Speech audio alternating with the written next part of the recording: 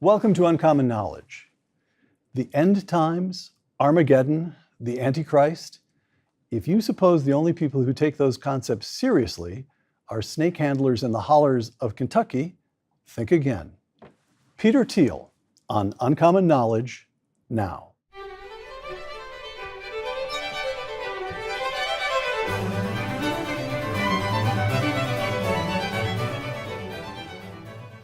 Welcome to Uncommon Knowledge. I'm Peter Robinson.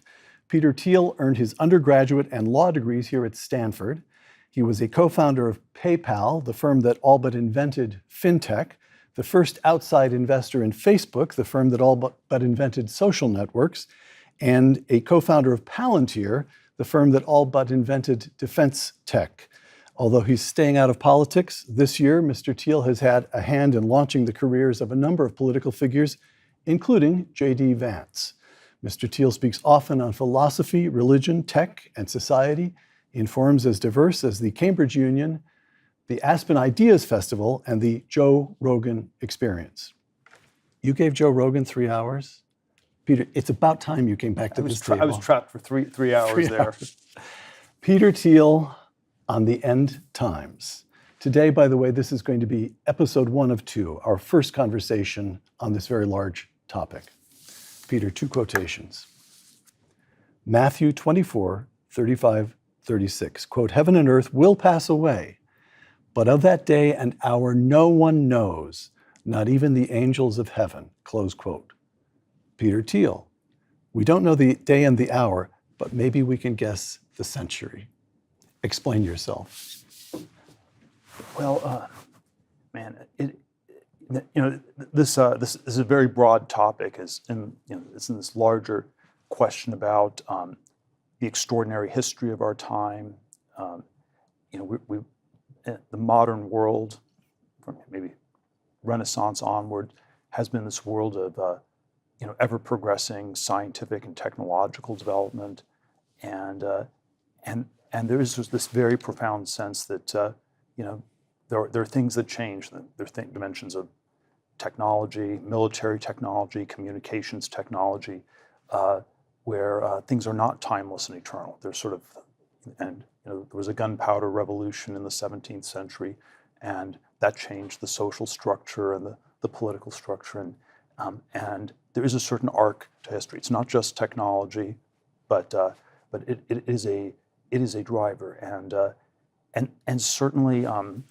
And again, there are many different ways of getting at this, but there certainly are dimensions of the technology that have become extremely powerful in the last century or two, that have an apocalyptic dimension, and perhaps it's strange not to try to relate it to the biblical tradition. If nuclear weapons can rain down fire and brimstone and destroy the world, and then we have a biblical tradition that maybe doesn't say that this is inevitably going to happen, but that something like this might well happen if humans are left to their own devices. Should we at least be asking questions and figure out ways for these things to inform one another? So obviously we'll come in a moment to the analyses, to the signs of the end times. But first a moment on why you're asking these questions. And as I understand your argument, Peter, you feel you need to ask them and to prompt a conversation, at least in part, because universities won't. Which is odd in some ways. The biblical framework, these texts may be 2,000 years old, but they've informed Western civilization and taken up the time of scholars through these centuries. It has been an understanding in Western culture at least, that history is going someplace. And if there is an endpoint, no matter how far off in the future it may be, we're closer to it now than we were 2000. All right, so all of these seem to me plausible, valid, and serious questions. Why are universities ill-equipped to grapple with this? That's very overdetermined, but certainly anything that if there's some relationship between the university and the universe, where it is supposed to somehow, in its ideal form, in its early modern, like 17th, 18th century form, the university was supposed to represent some kind of integration of knowledge across a lot of disciplines, where they all would fit together. And for a variety of reasons one can cite, this has broken down over time. There are ideological reasons, but maybe there also are practical reasons where the amount of knowledge became too great for any single person to master, and then you had division into ever narrower subdisciplines. Adam Smith has this metaphor in the 19th century of a pin factory. We're manufacturing pins, and there are 100 people in the pin factory, and they're all doing different things, and nobody knows how to make a pin anymore. So it's this, it's efficient, but it's this hyper specialization. And there's probably been an analog to that on the university side, where maybe someone like Goethe could still understand something about everything, or Hilbert, a great mathematician around 1900, could still understand all of math, and he would set these 25 problems for the 20th century for mathematicians to solve, in some ways set the agenda for the field of mathematics. And even as rigorous a subject area as mathematics, in some ways has devolved into something close to literary theory, where one mathematician doesn't know what the other one's doing, and it's sort of these very incommensurate modes of discourse, and anything that has to do with making sense of the larger whole has gotten badly lost. And I've thought for a long time that we need to ask a variety of questions, about the larger whole. One kind of a scientific and technological question is simply, are we still progressing as we were in early modernity? Are things, by whatever metric you choose, are they getting better? Is life expectancy going up? Is the GDP increasing? Is the quality of life by various metrics going up? Are we going faster? We're moving from planes to supersonic planes to space planes, and that seems like a very basic kind of macroeconomic question, incredibly hard to ask, but surely an important one. And then there's, and I've spoken about this in many other contexts, but my intuition is that in many places there's been relative stagnation. The hyper-specialization disguises a certain type of decadence. We have these narrow experts saying how wonderful they are. The cancer researchers say they're going to cure cancer in the next 5 years, and the string people say they're the smartest physicists and they know everything. But maybe it's just some weird academic power game where they're blocking everybody else, and on and on. And so there is even before we get to the big question of history, there's a question just of the history of science and technology. It progressed a lot. Maybe it's progressing more slowly. Why has that changed? What's going on there? You said, so fragmentation, hyperspecialization in the university, the feeling that of kind of disintegration into silos, that's one aspect of it. Another aspect of it, I'm checking this, this is the form of a question, is whether an extreme rationalism maybe emerges from that specialization or maybe informs it. But I've heard you say, I've got a quotation here from you, under the rationalist view, you can't even talk about the end of your own life, let alone the end of the world. That there's something about the regnant view. I'm trying to resist the word ideology because ideology isn't quite the right, but the way the university conducts its business rules out questions of life, death, sin, redemption, the meaning of history. And yet those are what I'm trying to get at is hyper-specialization, yes. Is there also something else, something about the regnant view that makes it very hard for universities to grapple with big questions? Yes, they seem hard to grapple with it. Why is probably harder to say. Certainly, if we do something like the radical life extension project, people in the 17th, 18th centuries were very optimistic about it.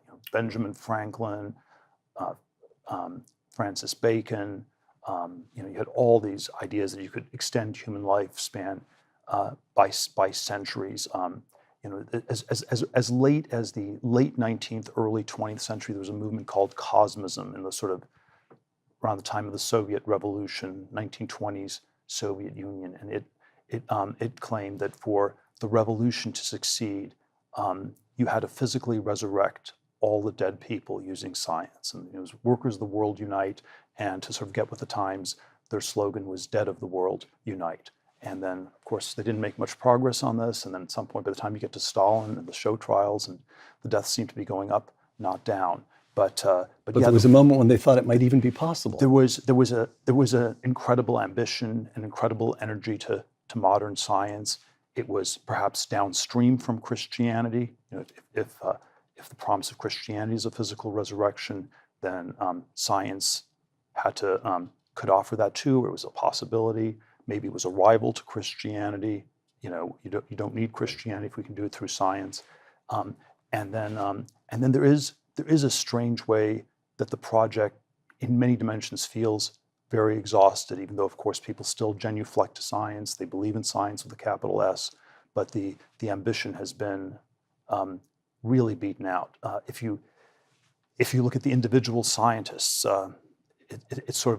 it's much less of this sort of heroic, bold figure who breaks with dogmas and thinks for him or herself, and it's much more, in late modernity, you're just a robot in a, ever smaller cog in an ever bigger machine or something like this.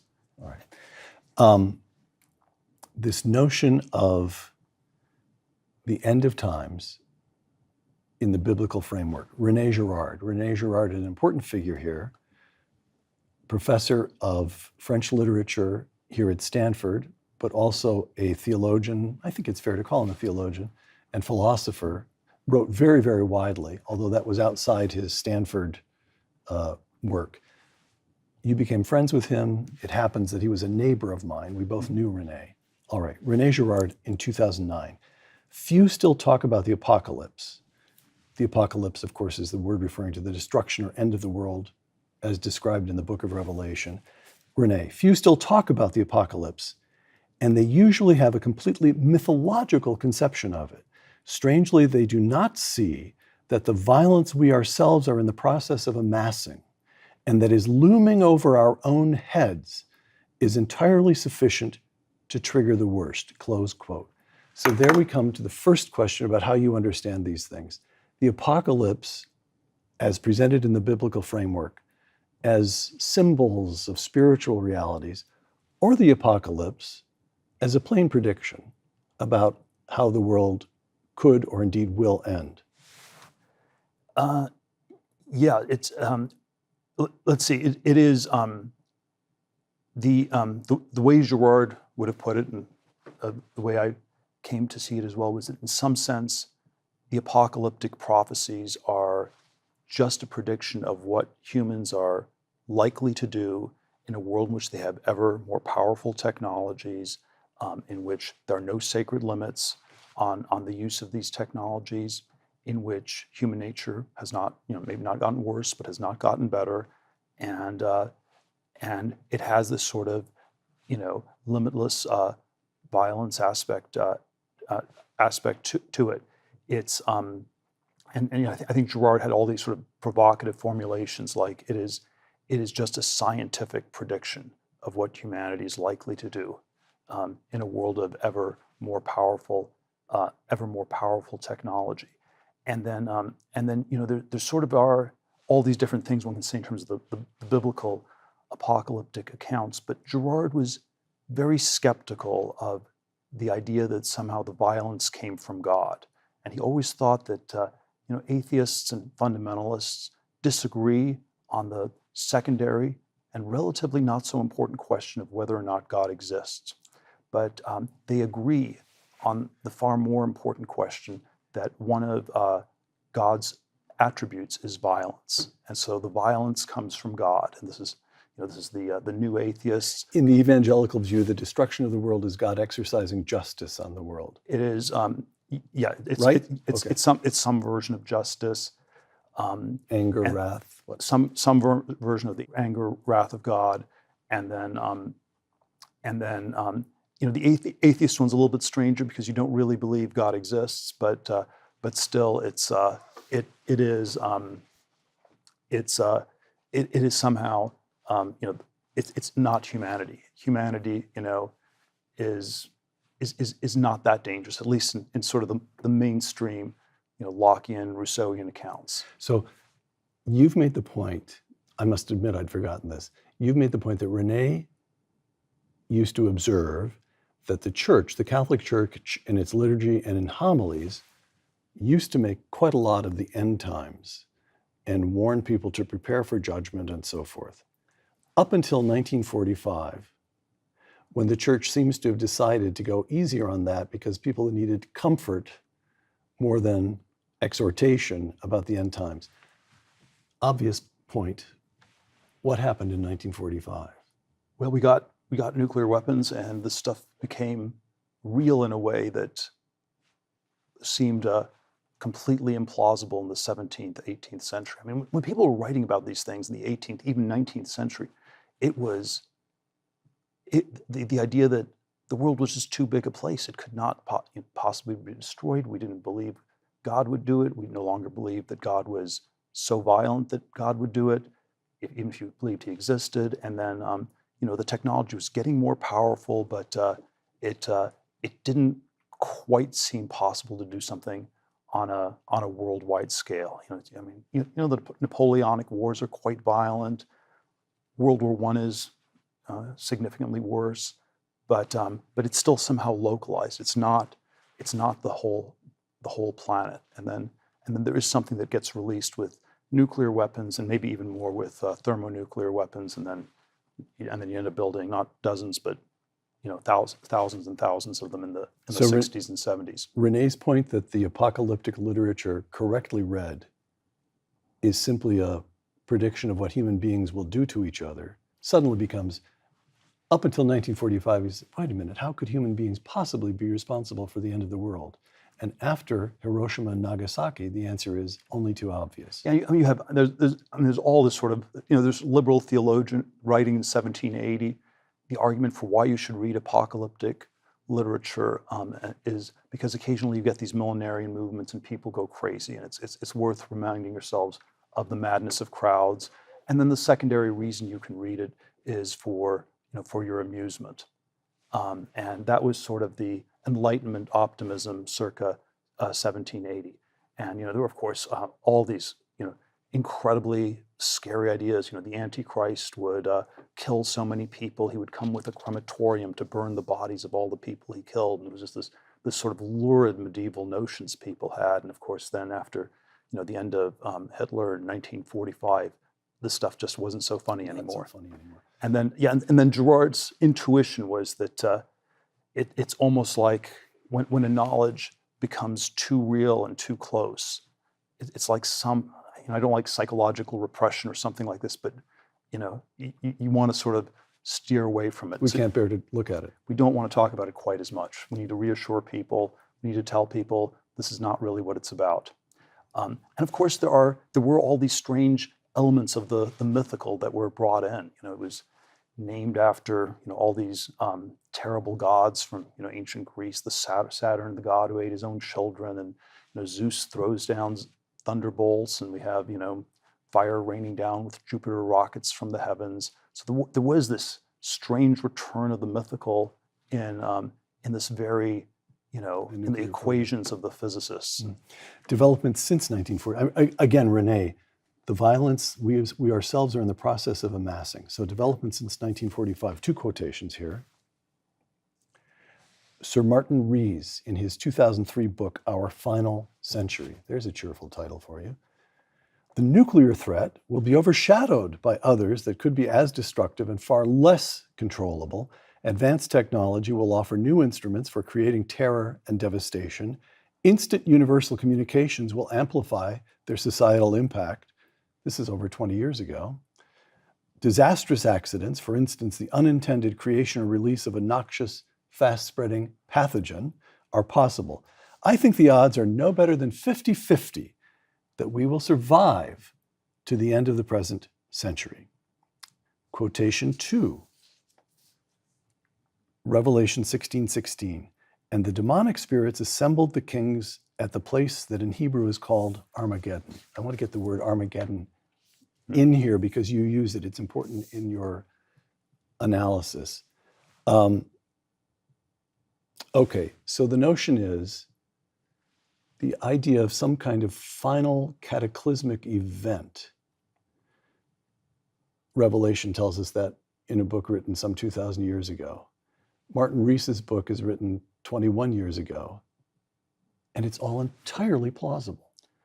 Sure, and I think there is a way we can come back to this in describing all of this in a much more rationalist, non-theological way. So you can talk about existential risk, and there is existential risk of nuclear war. There's existential risk of bioweapons or dangerously engineered bioweapons, maybe of AI and killer robots, or autonomous weapon systems guided by AI. There's existential risk around around the environment, maybe not just climate change, but maybe there's sort of all sorts of other dimensions where there's some argument we have one planet and you want to be a little bit careful and not mess it up totally. Peter, on AI, I've never had a chance to just put this one to you. I don't know as much about it as you, obviously, but I've been aware of a technology that was so polarizing from the get-go. There are plenty of people who say, calm down, AI is going to lead to one medical breakthrough after another. It'll produce such abundance that we don't need to worry about jobs. We'll be able to provide that's one. And then, of course, there's this other strain that will have military, here, Henry Kissinger, I found this quotation from a book, Kissinger's last book, which he wrote with Eric Schmidt. Quote, if you imagine a war between China and the United States, you have artificial intelligence weapons. Nobody has really tested these things on a broad scale, and you can't tell exactly what will happen when AI fighter planes on both sides interact. So you are then in a world of potentially total destructiveness, close quote. And your view, how are we to understand AI? Well, it's partially it's unknown. It can mean a lot of different things. It's poorly defined. AI can mean the next generation of computers, the last generation of computers, anything in between. I think the classic definition of AI was something that passed the Turing test and that could fool you into thinking it was a human being. In some sense, that had not been passed, but was passed by ChatGPT in late 22, early 23. Mm-hmm. And so that is a pretty significant development. And does it feel like an inflection point as important as 1945? I think it's on par. Let's say in the computer world, I think it's on par with the internet in the late 90s, and then there are so many different ways it can be applied that it's that are good and that are dangerous. That it's hard to know how to quite weight them all out. But I would, if I had to score the Silicon Valley debate, I'm not on the Luddite side. I'm always try to be more on the pro-tech side. But if I had to score it as a debate, I do believe the effective altruists are winning the argument. And the argument is something like, there are a lot of dangerous corner cases with this technology, and we should be really careful. We don't quite know how it's going to work. Maybe it doesn't become a godlike intelligence, which is some of the sort of futuristic transhumanist nonsense. But it could just be this autonomous weapon system on a drone where we want to make them autonomous because if you have a human in the loop, the human gets jammed. So there's a logic to a lot of these things where, and then there are aspects of that become more first strike type weapons, and there's some kind of crazy arms race between the U.S. and communist China. And then how does this affect that arms race and change it? So there are sort of a lot of questions like that. I would say, but the larger existential risk point that I've always made is that there's a way in which the people who are worried about these existential risks, and you can also criticize them. You can criticize them for being Luddites and et cetera, but you can also criticize them for not being apocalyptic enough, because they're most of the time they're just focused on one. it's like the nuclear weapons people are still just talking about nukes, and Greta is, it's just the climate. She's not worried about AI, and she's not worried about nukes, and much less the COVID virus that was bioengineered in the Wuhan lab or something like this. And then if I've often thought you should get all these people who are worried about existential risk in a room, and they have to fight it out and decide which ones really matter and how to prioritize them. And in some sense, the scary answer is there's some truth to all of them. And then if we were to do that exercise fully, what I would want to do is I would also like to throw in one more existential risk that in my mind is as big as all these technological risks of nuclear war and runaway bioweapons and weaponized AI on autonomous weapon systems. And that's the risk of a totalitarian one world government. And again, we can, like with all the other existential risks, it's hard to know how to measure these things probabilistically because we only have one world. Once you get a totalitarian one world government, you can't reverse it. And then the reason I like to throw that risk in is that it seems to me that the implicit solution to existential risks of all the other sorts is to lean in to a sort of very non-democratic one world state that will highly regulate and stop these technologies. And if Greta gets everyone on the planet to ride a bicycle, maybe that's a way to solve climate change. But it has sort of this quality of going from the frying pan into the fire. Right. Again, if I understand your argument, this is already clear in the way we lead our lives in this slowing of progress.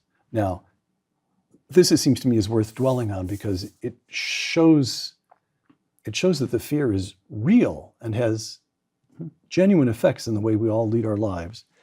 But we have to spend a moment or two defining it. So if I may, let me start with a quotation from you.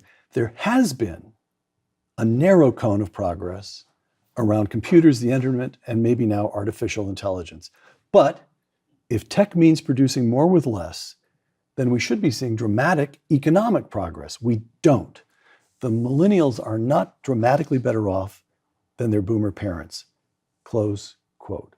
Okay, so you mentioned it a moment ago, but return to this notion of slowing technical progress, this great disappointment by contrast, what we see around us today, what we feel around us today by contrast with a century or so ago. Or even late 60s. Yes, exactly. Okay. Jetsons, Star Trek, the sort of optimistic science fiction of the 50s and 60s where, we'd have flying cars, you'd have supersonic aviation everywhere, all sorts of cures for diseases. And yes, there was an incredible amount of progress in this world of bits, much less in the world of atoms. I always think, a lot of what we do is embedded in this physical world of atoms. And so, when that slows, that's definitely felt as quite stagnant. The question I always then get at, you get into endless debates. Is this true, or is there still a lot of progress? How would one measure it? I tend to measure it in things like these economic terms, right, in the way that the average millennial is having a tougher time than their boomer parents at the same point in life, and so at least there's something, even if we're not completely stuck. It's in some sense not really moving as fast as it used to. And then there's always a question of why this is. right, And why questions are overdetermined. And as a libertarian, I always like to say it's too regulated, and the FDA regulates the drugs too much. And if you regulated video games like the FDA regulates drugs, we'd still all just be playing Pong. And so there's a libertarian anti-regulatory thing. There is a argument that the schools aren't teaching people, and they're not teaching people to be scientists. Some of the educational institutions are broken. This is sort of an anti-liberal argument. Some truth in all of this. There is a Tyler Cohen argument that somehow the low-hanging fruit was picked. It was, there was a bunch of easy discoveries to make, and now it's nature's cupboard is kind of bare, and you have to reach really hard to make a modest discovery. And maybe that's true. Maybe that's just, sort of a self-serving excuse of baby boomers who didn't do as much as the generations that came before. But it is very striking. Like one way to quantify this, even if we say the rate of progress in broad fields is the same as it was 100 years ago. Not that it's slowed, but even if we say it's the same, if you think of PhDs, there are probably 100 times as many PhDs today as there were in, say, 1924.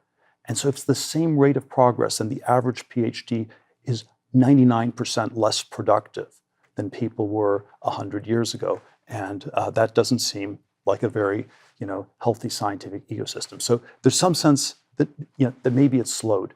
But the overarching, explanation that I've come to think is a very important one is just this idea that in some way science and technology were this trap that humanity was building for itself, that there were these apocalyptic risks, and maybe going very slow was better than racing towards Armageddon. And so we are. And I was born in 1967. I always often express frustration that I'm stuck in these office buildings or houses that are decades old. There are all these parts of our society that feel lame, slow changing, low energy, low testosterone. Nothing is going on. And then I do wonder if we were in a Jetsons type world, we might not even be sitting here to talk about it. It might have self-destructed by that.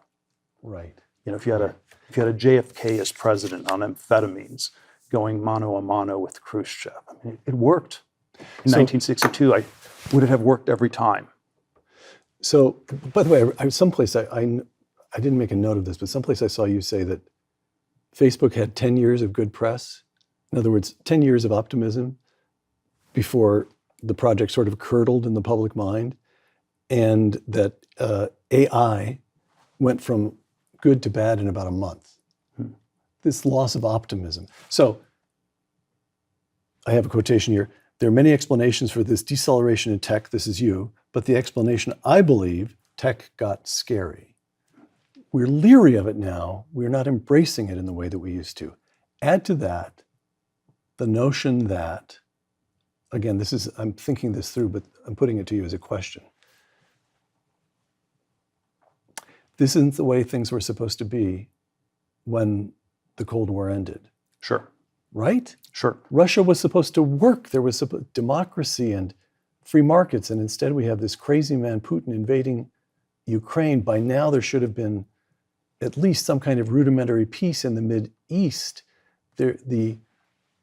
Perhaps the most striking contradiction of what we expected was that by now China was supposed to be democratic. It was supposed to follow the pattern of Fukuyama history. South Korea and Taiwan, where first you have economic growth, and economic growth creates expectations, including expectations of freedom, free speech, and so forth, and these countries become democratic. China was supposed to follow that. Things are not going the way they were supposed to. Add to that our own sense of polarization in this country, that this country somehow, and there's just a lot of a feeling of, it's subjective. It's very difficult to get at, but it feels to me as though there's a lot of free-floating dread.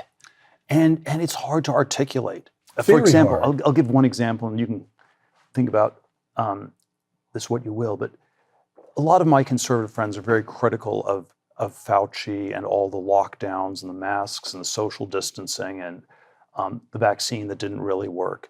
And on the surface level, these critiques are, I think, quite legitimate. It was not the correct protocol for some kind of flu.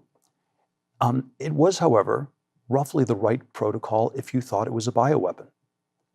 And if you think it's a very dangerous, humanly engineered bioweapon, those are roughly all the kinds of things that you might do.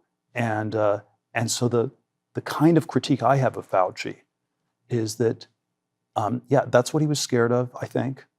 That's why I'd steelman him, give him the benefit of the doubt.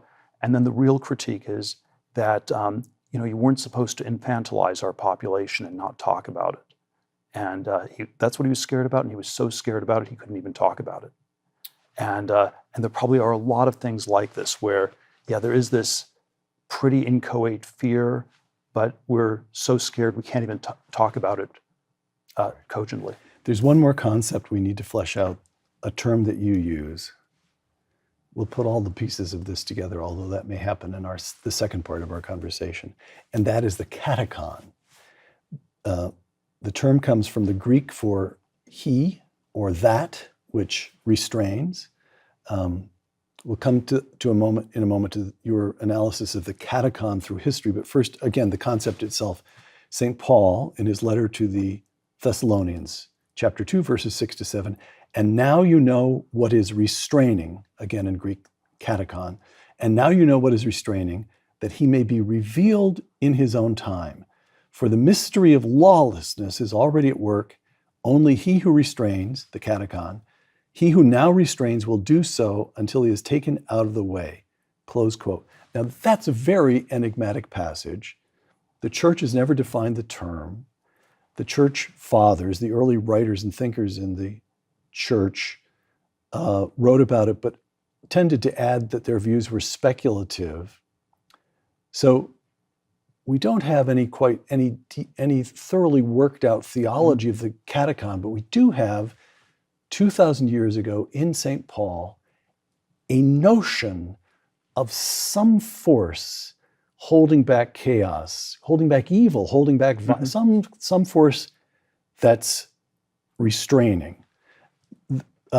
We get to Cardinal Newman, writing in the 19th century. Cardinal Newman, the great thinker and theologian, in my judgment, the best prose stylist of the whole century in English. Cardinal Newman writes, "We know from prophecy that the present framework of society and government is that which withholdeth." Again, the catechon. So he identifies it with a framework of society and government. All right. That's my little effort to present the concept of the catechon. You use that concept how? You identify the catechon through history. Yeah, as you said, it's a rather mysterious concept. You can identify it with the good aspects of the Roman Empire, certain political aspects of the Roman Catholic Church, individuals, institutions that somehow are trying to hold this runaway chaos in check. I don't think it's purely reactionary. You can think of Metternich post-Napoleon as sort of catechontic, but he's also modernizing. It is a thing of history, though, and so there are ways to do it that can be, good for a time, but that will not necessarily work for all times. But I would always maybe go back to the apocalyptic specter would be Antichrist or Armageddon. I